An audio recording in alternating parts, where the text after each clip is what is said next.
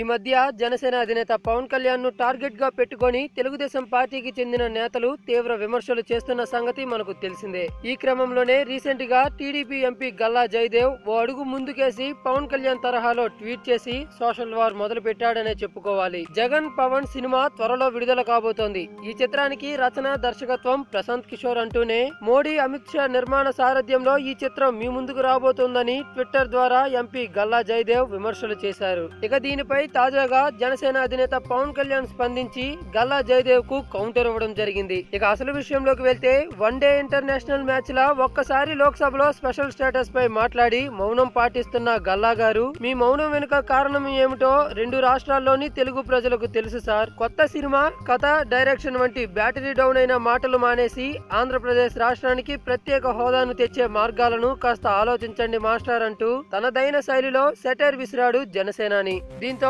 వెంటనే పవన్ కళ్యాణ్ చేసిన ట్వీట్ పై గల్లా జయదేవ్ స్పందించి ఈ విధంగా సమాధానం ఇచ్చారంటూ తెలుస్తోంది. తాను లోక్సభలో సెంచరీ కొట్టానని, గత 4 ఏళ్లలో ఇప్పటి వరకు 100 సార్లు మాట్లాడానని, ప్రత్యేక హోదా కోసం కేంద్ర ప్రభుత్వం పైన ప్రధానమంత్రి పైన యుద్ధం చేస్తూనే ఉన్నామని గల్లా జయదేవ్ ట్వీట్ చేయడం జరిగింది.